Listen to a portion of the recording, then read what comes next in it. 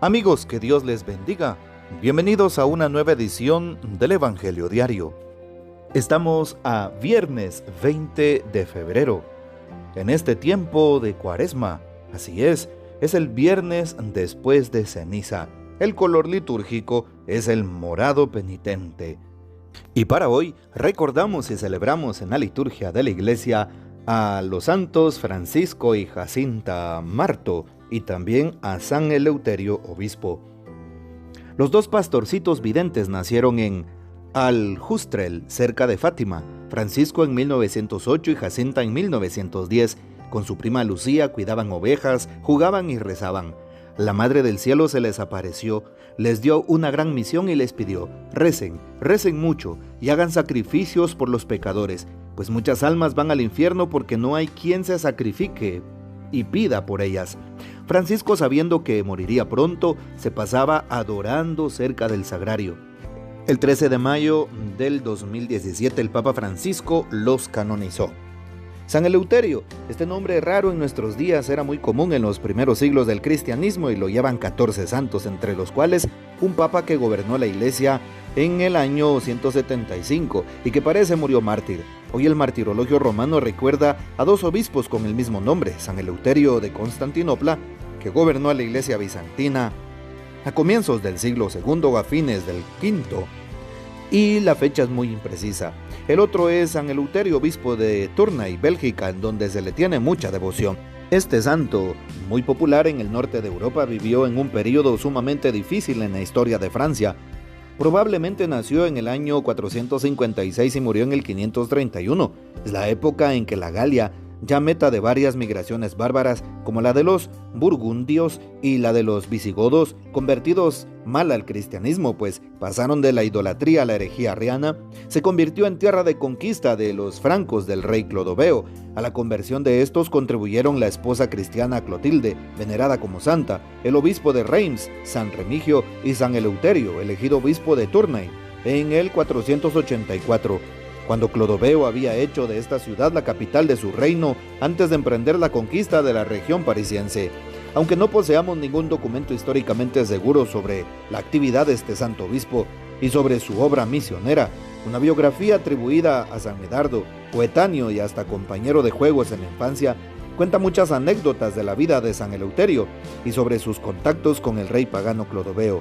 El mismo Medardo le predijo que un día llegaría a ser obispo, pero esa profecía equivalía a un augurio de vida difícil, incluyendo el martirio.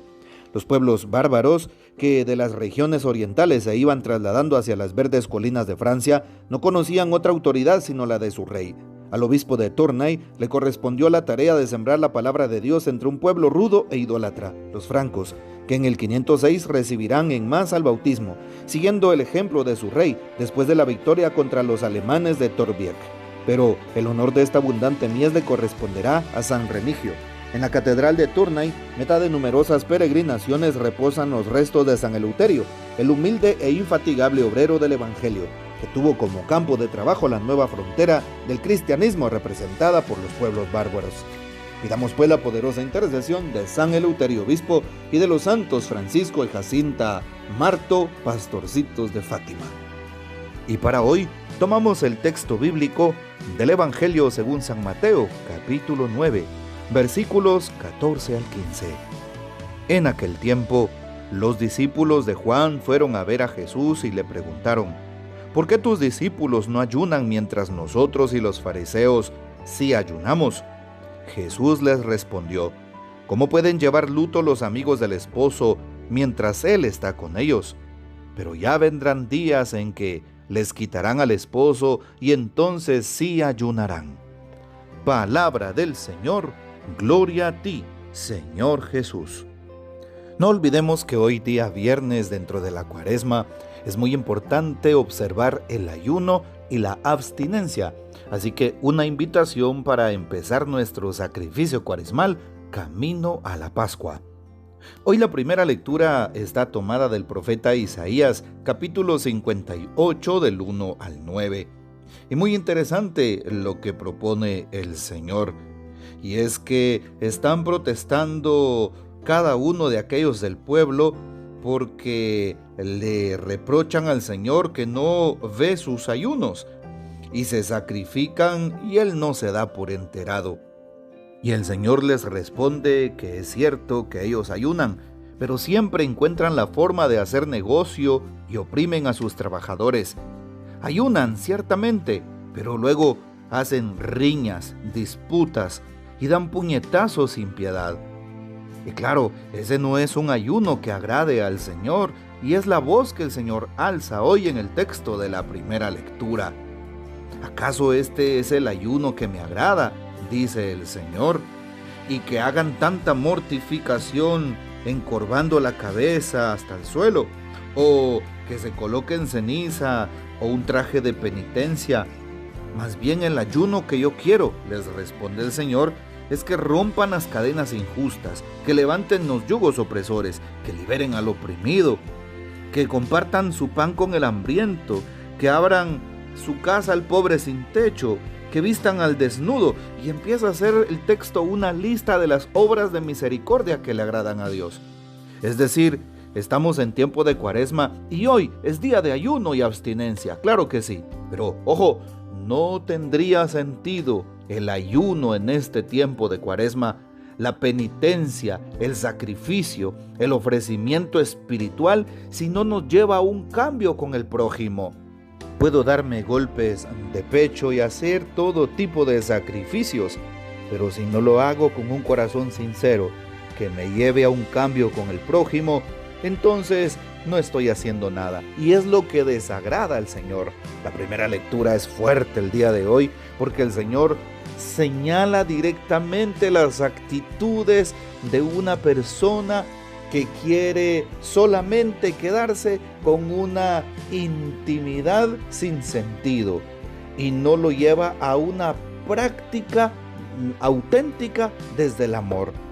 Y por eso la Cuaresma, camino a la Pascua, tiene que ser necesariamente un regresar a Dios, regresar a las fuentes, regresar al primer amor. Cuando hablamos del primer amor, hablamos del encuentro vivo y personal con Jesucristo. Un encuentro con Él para que de esa manera pueda amarle y amándolo a Él pueda amar al prójimo. Pregúntate si realmente estás amando a tus hermanos, a tus vecinos y a aquellas personas cercanas a ti y también a aquellos que posiblemente no te agradan, aquellos que te critican, que te señalan, que te persiguen, aquellos que entre comillas puedan ser tus enemigos. Es muy importante también amarles. De lo contrario, la vida cristiana no tiene ningún valor y ningún sentido. Muy importante cómo Jesús, estando en la cruz, nos da el ejemplo de amar a los demás radicalmente hasta el suplicio. Cuando Jesús está derramando su sangre clavado en la cruz y en agonía, profiere unas palabras tan hermosas que cuestionan al cristiano y que nos invitan a un cambio auténtico. Padre, perdónales porque no saben lo que hacen. Perdona, Jesús, a sus agresores. Perdona a quienes le han perseguido. Perdona a quienes lo han crucificado. Y a nosotros, a través del tiempo de Cuaresma, nos invita también a esta reflexión. El ayuno y las obras de penitencia nos deben llevar a un cambio auténtico desde el amor a Dios y el amor al prójimo. Ojalá vayamos sintiendo esa llamada en el interior de nuestros corazones. Vale la pena lo que dice el Salmo 50 el día de hoy. Por tu inmensa compasión, Señor, borra mi culpa, lava mi delito y limpia mi pecado. Pidámosle eso al Señor. Hoy día viernes penitencial, este salmo resuena en nuestro interior para que pidamos al Señor que nos perdone si hemos actuado con injurias en contra de nuestro prójimo. Te invito para que hoy hagas un momento de silencio, hagas una introspección, un examen de conciencia y sepas ubicar aquellos pecados que has cometido contra el prójimo, bien sea directamente, indirectamente, bien sea pecados veniales o mortales, y también de aquellos pecados que a veces pensamos que no están, pero haciendo una reflexión podríamos encontrarlos. es decir, los pecados de omisión. Ve y confiésate, limpia el alma y vamos hacia adelante. El Señor, dice hoy el Salmo 50, nos perdona, lava nuestras heridas y purifica nuestros pecados. Cuando, con sincero corazón, dice el Salmo, reconocemos nuestras culpas. Vale la pena hoy quedarnos también con el texto de San Mateo en el capítulo 9, que no se aleja de la reflexión que acabamos de iniciar. Y justo hoy Jesús, en torno a sus discípulos, dice que los discípulos de Juan fueron a ver a Jesús y que le preguntan: ¿por qué tus discípulos no ayunan mientras nosotros y los fariseos sí? Y claro, pues aquellos estaban observando la ley mosaica que los movía al ayuno y la penitencia. Y Jesús les responde con una pregunta también: ¿cómo pueden ayunar y llevar luto los amigos del esposo si él está con ellos? Jesús estaba poniéndose en primer lugar. Cuando Jesús está en medio de nosotros, la alegría rebosa el alma. ¿Y por qué entonces hacemos ayuno? Porque muchas veces perdemos esa alegría, perdemos ese rumbo. El pecado nos lleva a la oscuridad y necesariamente debemos recobrar la presencia del amado. Por eso el tiempo de Pascua es un tiempo de alegría, es un tiempo de gozo, es un tiempo de esperanza, es un tiempo de mucha algarabía en el espíritu. ¿Por qué? Porque estamos felices de haber recobrado esa dignidad después de los sacramentos y de ese proceso de cruz y de pasión. Hoy entonces pidámosle al Señor no perderlo de vista.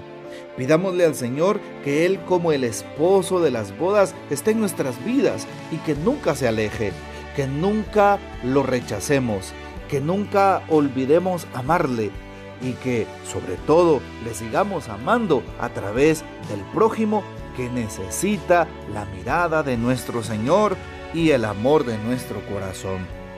Bueno, ya queda en nosotros en este tiempo entonces hacer penitencia, ayuno, oración, acercarnos a los sacramentos, hacer obras de misericordia para recobrar la gracia, la presencia del esposo en nuestras vidas y así nuestros corazones rebosen de la alegría que viene de aquel que resucitará.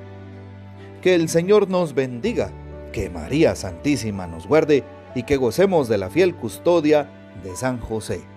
Y la bendición de Dios Todopoderoso, Padre, Hijo y Espíritu Santo, descienda sobre ustedes y permanezca para siempre. Amén.